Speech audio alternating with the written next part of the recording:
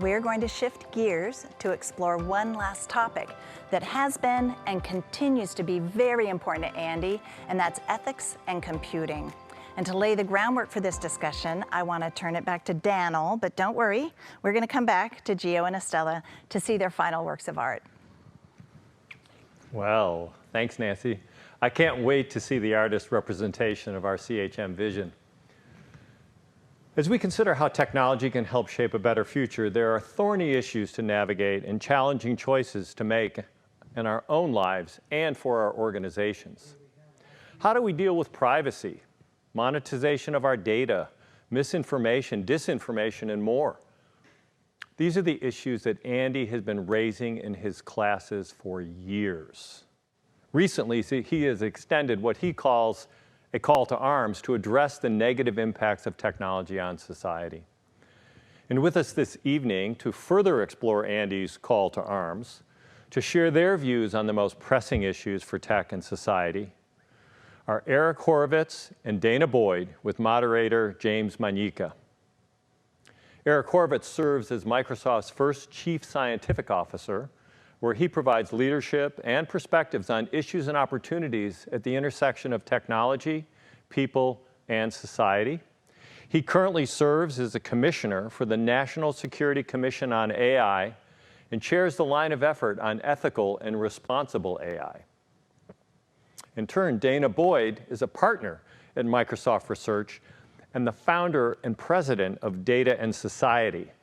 She's a visiting professor at New York University and focuses on addressing social and cultural inequities by understanding the relationship between technology and society. She's a member of the Council on Foreign Relations and a director of the Social Science Council. She was also one of Andy's students. So to lead this discussion, we're in really good hands with James Manika. James is a senior partner at McKinsey & Company and chairman and director of the McKinsey Global Institute. He's authored books and articles and worked with companies on issues related to innovation, the digital economy, and the future of work. He serves and has served, in the Obama administration and was appointed to Governor Newsom's co-chair the Future of Work Commission for the state of California. Take it away, James. Thank you very much, Dan. Dana and Eric, I'm delighted to be in conversation with you as we celebrate Andy today. By the way, congratulations, Andy. But let's dive right in.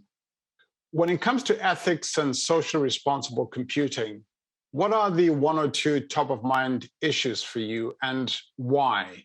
Let's start with you, Eric. Well, I share Andy's passion about harnessing the advances in computing to change the world for the better. But like Andy, I've also been concerned with the rough edges of computing applications on people and society. I'm particularly concerned about what I would call rough edges with uses of AI technologies.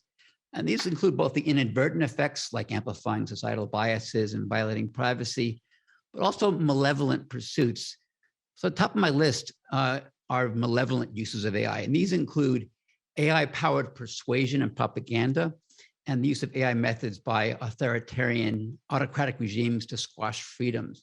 On the AI-powered persuasion and propaganda, I see AI methods being harnessed by malevolent actors to undermine the understandings that people have of events in the world. On this front, generative AI technologies are being combined with advances in graphics. These advances are descendants of the graphical methods that Andy pioneered with his colleagues, but now they're being used to generate false impersonations and false realities. Such synthetic media, often called deepfakes, really do threaten the foundations of democracy. If not checked, these methods can carry us into what I've been calling a potential post-epistemic era, where we can't distinguish reality from falsehoods. Now, beyond deepfakes, a related and synergistic concern is are AI technologies being used by adversarial regimes to manipulate people? The unprecedented availability of data, telemetry, and feedback of the form that comes as a standard with commercial social media platforms, these can enable malevolent actors to do AI-powered psychological operations. And these kinds of psychological operations or campaigns can extend in time and be deeply personalized, aimed at persuading, shifting beliefs, having deep influences on individuals, on populations. These are AI-powered cyber attacks on human cognition, on the minds of people. Now, I'm optimistic that we can apply computing methods to help address the challenge of deepfakes, including the use of new watermarking, cryptographic methods to authenticate the source and history of media. We're also going to need insightful regulations to bring laws to bear on false impersonation and the fabrication of events. Now, I'll just mention my second key concern, and that's with AI methods being used by these authoritarian autocratic regimes for surveillance and inference about their citizens. These uses of AI can lead to unprecedented oppression, forms of tracking and control that are more concerning in many ways than the dystopian visions of George Orwell. Cameras can be pointed at town squares and stadiums and enable authorities to continue to analyze and recognize the whereabouts and activities of thousands of people. And specific individuals can be identified in large crowds.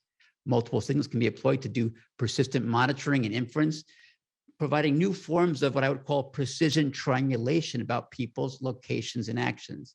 Thus, AI technology can be used by authoritarian regimes to further suppress freedoms, stifling assembly and expression. So coalitions of like-minded nations are going to have to come together to assert norms about how AI should not be used. Such efforts may one day lead to special extensions to international conventions, like the international human rights laws, to address oppressive, unacceptable uses of computing technologies. Well, those are two big ones, Eric, and that's pretty dark stuff. But Dana, what do you think? I mean, you've been thinking about these issues too. What's top of mind for you?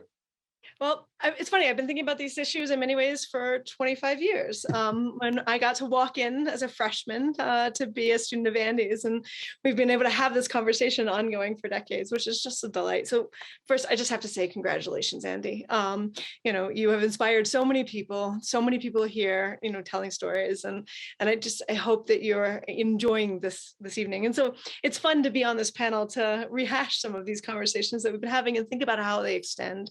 And I think this is where, to this question of where do we think of the major issues of ethics, Eric just gave us some pretty dark places. And I think part of it is, for me, I think of ethics as going more macro than that. Ethics is a contestation, a way of negotiating what we think of as important about the social world, what we care about, what we value. And it's about those moments of contestation. And what Eric has highlighted is the degree to which technology is a tool. And for a long time, technology was a play box. It was a place where we imagined we could have fun things, and we wanted to focus on all the amazing things we could do and have this deterministic reality of, like, if we just build it, cool things will happen. And, Andy, in many ways, that's part of the fun that got you into all of this. I think one of the hardest parts about recognizing technology today is that technology has power. And when technology has power, the ethical issues come fast and furious, not because of technology, but because of any system of power. And that's why I think it's really important when we talk about this, that I think that the first critical ethical thinking is to remember that every technology has social, cultural, and political consequences. There's no way of avoiding it. There's no neutral technology. There's no apolitical technology. It is simply not possible. And therefore, when we think about ethics, we can't think about finding a way to avoid it in hopes that we can find a technology that won't get us into trouble. Every technology can backfire. And that's important because we can imagine all of the amazing and we can imagine all of the horrors. But part of the ethical thinking is to remember that this is part of a constant conversation. And to that second point, I think, as Eric's pointing out, a lot of post-epistemic issues, I think it's a reminder that there is a humanistic component to this, that no technology can be designed purely with technologists. And that's one of the reasons why the ethics conversation is about getting people engaged. And so that's where I would say that the second issue that is an ethics issue is how to ensure that inequities are not baked into our systems, that they're not part of our organizations, that they're not part of our arrangement of power and money flows. We need to bring people to the table who are impacted by this. And that's critical to understand an ethical issue, because without it, we are going to not be able to see certain things. And we're going to watch our tools go in places we never would have imagined. And those will be horrible to see and watch. Yeah, you're highlighting, Dana, the way these kinds of issues play into our social, political, economic, and even organizational systems, and the issues related to power. You know, I'd like to find a way to bring hear from our audience on these what's top of mind for them too. And so we've listed some, not all of the ethical issues that typically come up, and we're keen to hear how our audience would pick the top of mind ones from the list that we're going to put in the chat and the screen. So if you want to cast your vote, please go to the vote here button that's located at the top of the chat column. We'd like to see what our audience thinks, at least of the ones that we've put in the list. Now, while the audience is doing that, I think both of you kind of alluded to the fact that we're going to have to think about what to do about this. I'd like to come back to that later, but I'm also curious about some of the other issues you didn't raise, such as the ethical issues related to our economic systems, for example. You spoke mostly about kind of bias and unfairness and justice and those kinds of issues. What about issues of economic issues? Am I allowed to rant on late stage capitalism? That's usually a dangerous thing to do. You can jump in for a little bit, Dana, but I'd love to see what also, I may interrupt you just to hear what came back from our poll. Well, that's interesting. Before you jump in, Dana, I see we've got the polling results up. That's interesting to see what people think. So sounds like most people think of these issues of bias and inequity probably at the top of the list. That's interesting. And then Andy, and then Eric, you raised the issues of disinformation that also scored fairly high. But Dana, why don't you go ahead and say something about late stage capitalism as an ethical issue? It's always a dangerous thing to let me go on this hobby horse. But I think part of it is when we're talking about inequities, we're talking about systems that have been set up for centuries to ensure that there are people who have and people who have not. And in our current context, that is very much part of our arrangement of economic power. And this is one of these interesting tricks to watch, like coming from the tech industry. When I was growing up, as a student of Andy's, we were just like, we were the geeks, we were the outsiders. Like people who wanted to make money, they went into Wall Street or maybe even management consulting. But you didn't go into tech to make money. You went to tech because you imagined possible futures. We're now in an environment where tech is very much about contemporary ways of making money. But it's more extreme than that. The expectation is that, you have to grow fast and furious. You blitz scaling. The problem with scaling at that level is you bulldoze over people. You exacerbate inequalities. And that's one of the problems about a system that expects you to have a return on investment quarter by quarter. And that is built and baked into the system. And technologists who are trying to avoid the late stage capitalism structures right now are really struggling to do it. You don't get the support to be able to do things that are really helpful for a small community. Everything has to be at scale. But when you're at scale, you're homogenizing and you're guaranteeing structural inequities. Right. And that's what pains me, because when we talk about those questions of inequity and bias, we have to look at the economic systems that are manifesting this over and over again, in addition to the political systems that Eric is pointing out that really shape, the geopolitical dynamics of this. That relationship of geopolitical power plus late stage capitalism is going to put us in a place that is going to result in all of these conversations like we've had for the last couple of weeks, right? Can Facebook even be a productive service? No, I think you've articulated that very, very well, Dana. But it also brings me to this other conversation we often have in technology, which is, often when we talk about technology, we're kind of presented with these polarities. On the one hand, the unbounded opportunities and possibilities that probably brought many to technology. But on the other hand, we've got all these societal questions and harms and issues that you're raising. I'm just curious, how should we think about these kind of polarities? And, what's the right way to think about them? Maybe Eric will I'll go to you first. What do you think? How should we think about these? Yeah, humanity has always had to grapple with the costs and benefits of powerful and enabling technologies. It goes back to the shaping of the first sharp objects by early Homo sapiens, the fashioning of our first fires, the widespread harnessing of electricity, flying machines, and now to the computational revolution. We've managed to to get through it, to in many ways, valuable ways to build civilization, leverage the powerful, useful, potentially dangerous technologies for great benefit via wise reflection, ongoing innovations around building insightful applications, developing best practices, standards on safety, performance, and robustness, and regulations. So I believe that we're in a unique position with computing, as I believe if you take folks like Dana and others as being on it, we're on it. It's heartening to see the fast-paced rise of interests in ethics and responsibility around computing, with discussions, research, mitigations on the technical and socio-technical and legal fronts. So I'm optimistic that by coming together across industry, academia, government, and civil society, we can address the costly behaviors and rough edges, as big and as macro as they may be, and as uncertain as the influences are over time. And we can work continually for goals like shared prosperity, equity, fairness. We can work to weight the cost-benefit scale toward the benefit side for people in society. So let me just share some optimism, given that I started out with a couple of dark directions that I'm concerned about. Yeah, no, thank you, Eric, for that. But you've both raised so many big questions and issues, and typically when these issues come up, there's several solutions that are typically suggested as the ways to address this. And here I'm going to suggest we go to the audience. I'm curious to hear what the audience thinks about this. So we're going to put up the typical things you hear, and there's 4 of them.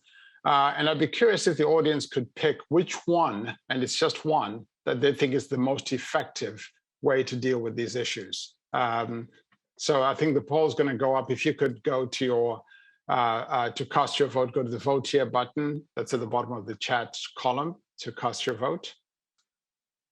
I'd be curious to see what the audience thinks. And actually, I'll be quite curious, Dana and Eric, if which one you would pick too. Oh, wow, did you see that? Can you see that result? Looks like the overwhelming favorite is regulation. That's interesting. So we may have to have another panel another day to discuss regulation on these issues. But we're going to try to bring this to a close. And I wanted to come back as a final point of our conversation, perhaps to come back to our honoree, Andy. Andy's educated generations of computer scientists. And so it poses a question, how should we think about educating the next generation of computer scientists, given the sort of ethical issues we've discussed here? And here I'm going to start with you, Dana. Any quick last-minute thoughts on how should we educate the next generation? Eric, I'm curious to hear your thoughts too. I mean, the thing that I think is important, we don't need to valorize people dropping out of school. Part of Andy's passion for undergrads is recognizing that you build whole, rich people who actually can understand different ways of seeing and different ways of knowing. And the richness of Brown is that it really encourages that. You're not just studying computer science, you're interacting with a humanistic, context. And that's where I think part of this goes to your polarities. We often, think government regulation because we're in a polarity moment. We know that things are wrong, they're painful, but we need to build people and processes and systems that have checks and balances. And that starts with every individual also being, educated in order to have those checks and balances, to think of people as part of a broader ecosystem, to really make education not just about learning how to do the technical work, but being able to see the technical work in a broader context. That's pretty compelling. Eric, what would you add to that? With great power and influence comes great responsibility. And here we are with computer science and computing technologies having such great power, more than I ever had expected as a graduate student myself in this field. And the great responsibility, and as Andy has led on, extends to educating students about responsibility. Computer science teachers absolutely must introduce considerations of ethics and responsibility into the curricula and work to nurture an ethos about key issues, potential outcomes, that computer scientists and engineers need to consider when they build and field technologies. It's been wonderful to see Andy and other computer science educators developing and sharing interdisciplinary content on values, ethics, and responsibilities. I see great value in having both standalone courses for undergraduates and graduate students, as well as modules that are integrated or embedded into the traditional classes on ethics, values, co-responsibilities, case studies with outcomes and uncertainties. Thinking deeply about the impact of computer science and computing applications in the complex open world is going to be and will continue to be an important area of reflection and a core component of computer science education. So thank you, Andy, for being a leader on these teaching responsibilities. I think on that note, we're going to have to bring this to a close. Again, Dana and Eric, thank you. And Andy, congratulations again. Congratulations, Andy.